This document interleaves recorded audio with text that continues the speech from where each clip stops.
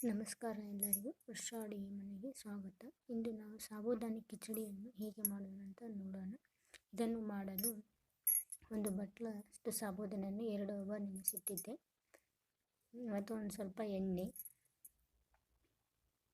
ಒಂದು ಅರ್ಧ ಟೇಬಲ್ ಸ್ಪೂನಷ್ಟು ಜೀರಿಗೆ,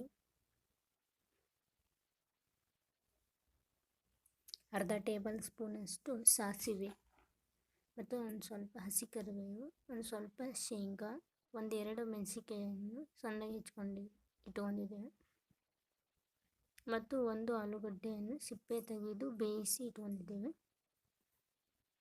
ಮತ್ತು ಒಂದು 3-4 ಟೇಬಲ್ ಸ್ಪೂನಷ್ಟು ಶೇಂಗಾ ಪುಡಿ. ಅಂದರೆ ಪುಡಿ ಪೂರ್ತಿ ನುಣ್ಣಗಾಗಿರಬಾರ್ದು, ತರಿಯಾಗಿರಬೇಕು. ಒಂದು ಅರ್ಧ ಹೋಳು ನಿಂಬೆಹಣ್ಣು ಮತ್ತು ರುಚಿಗೆ ತಕ್ಕಷ್ಟು ಉಪ್ಪು. ನಾವಿಲ್ಲಿ ಕೆಂಪು ಉಪ್ಪು ಬಳಸ್ತಾ ಇದ್ದೇವೆ, ನೀವು ಯಾವುದಾದ್ರೂ ಬಳಸ್ಬೋದು. ಇದರ ಜೊತೆಗೆ ನೀವು ಬೇಕಾದರೆ ಅರಿಶಿನವನ್ನು ಬಳಸ್ಬೋದು, ನಾವಿಲ್ಲಿ ಬಳಸ್ತಾ ಇಲ್ಲ. ಇಷ್ಟು ಸಾಮಗ್ರಿಗಳು ಬೇಕು, ಅದು ಆಪ್ಷನಲ್ ಅರಿಶಿನ. ಈಗ ಒಂದು ಪಾತ್ರೆ ಇಟ್ಟು ಬಿಸಿಯಾದ ನಂತರ 1-2 ಟೇಬಲ್ ಸ್ಪೂನಷ್ಟು ಎಣ್ಣೆಯನ್ನು ಹಾಕಿ ಇದನ್ನು ಶಿವರಾತ್ರಿ ಹಬ್ಬದಂದು ಉಪವಾಸ ಇರುವವರು ಜಾಸ್ತಿ ಮಾಡಿಕೊಳ್ತಾರೆ. ಅಂದರೆ ಒಬ್ಬೊಬ್ಬರಿಗೆ ಆರೋಗ್ಯದ ದೃಷ್ಟಿಯಿಂದ ಜಾಸ್ತಿ ಜನರಿಗೆ ಪೂರ್ತಿ ಉಪವಾಸ ಇರೋದಕ್ಕೆ ಆಗೋದಿಲ್ಲ. ಆದ್ದರಿಂದ ಅವರು ಈ ರೀತಿಯಾಗಿ ಸಾಬೂದಾನಿ ಕಿಚಡಿ ಮಾಡ್ಕೊಂಡು ತಿನ್ಬೋದು ಆವತ್ತಿನ ದಿನದಂದು.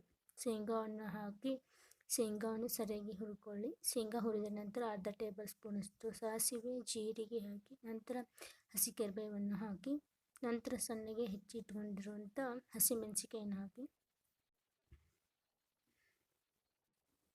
ಚೆನ್ನಾಗಿ ಫ್ರೈ ಮಾಡಿ.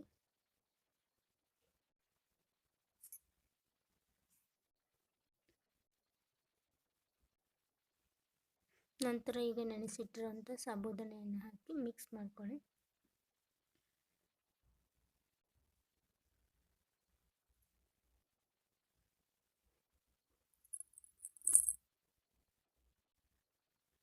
ಈಗಿದು ಸಾಬೂದಾನಿ ಹೇಗೆ ಬೆಂದಿದೆ ನೋಡುವಾಗ ಈಗಿರುವ ಕಲರು ಟ್ರಾನ್ಸ್ಪರೆಂಟ್ ಕಲರ್ ಆಗಬೇಕು. ಬೆಂದ ನಂತರ ಕಲರ್ ಸ್ವಲ್ಪ ಚೇಂಜ್ ಆಗುತ್ತದೆ.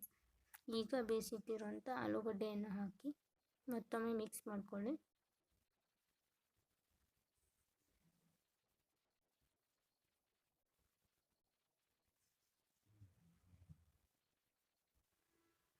ಇದು ತಿನ್ನೋದಕ್ಕೆ ತುಂಬ ಚೆನ್ನಾಗಿರುತ್ತೆ. ಖಾರ ಹುಳಿಯಾಗಿ, ಜಾಸ್ತಿ ಖಾರ ಇರುವುದಿಲ್ಲ. ಅಂದರೆ ಶಿವರಾತ್ರಿ ಹಬ್ಬದಂದು ಉಪವಾಸ ಇರೋರು ಇದನ್ನು ಮಾಡ್ಕೊಂಡು ತಿಂತಾರೆ. ಅಂದರೆ ಆರೋಗ್ಯದ ದೃಷ್ಟಿಯಿಂದ ಪೂರ್ತಿ ಉಪವಾಸ ಇರದೆ ಆಗಲಾರ್ದವರು ಈ ರೀತಿ ಸಾಬೂದಾನಿ ಕಿಚಡಿಯನ್ನು ಮಾಡ್ಕೊಂಡು ತಿಂತಾರೆ. ನೀವು ಮನೆಯಲ್ಲಿ ಮಾಡ್ಕೊಳ್ಳಿ, ಹೇಗೆ ಬಂತಂತ ಹೇಳಿ. ನಂತರ ಈ ಪ್ಲೇಟನ್ನು ಮುಚ್ಚಿ ಸರಿಯಾಗಿ ಬೇಯಿಸ್ಕೊಳ್ಬೇಕು. ನಂತರ ಬೇಯ್ದ ನಂತರ 1-2-3 ಟೇಬಲ್ ಸ್ಪೂನಷ್ಟು ಹುರಿದ ಶೇಂಗಾ ಪುಡಿಯನ್ನು ಹಾಕೊಂಡು ಮಿಕ್ಸ್ ಮಾಡ್ಕೊಳ್ಳಿ. ಒಬ್ಬೊಬ್ಬರಿಗೆ ಶೇಂಗಾ ಪುಡಿ ಜಾಸ್ತಿ ಇಷ್ಟ ಆಗುತ್ತೆ, ಒಬ್ಬೊಬ್ಬರಿಗೆ ಕಮ್ಮಿ ಇಷ್ಟ ಆಗುತ್ತೆ. ನಿಮ್ಗೆ ಹೇಗೆ ಇಷ್ಟ ಹಾಗೆ ಹಾಕ್ಕೊಳ್ಳಿ. ನಂತರ ಒಂದು ಸ್ವಲ್ಪ ನಿಂಬೆ ರಸವನ್ನು ಹಾಕ್ಕೊಳ್ಳಿ. ಒಂದು ನಿಮಿಷ ಬೇಯಿಸ್ಕೊಳ್ಳಿ. ಈಗ ರುಚಿಕರವಾದ ಕಿಚಡಿ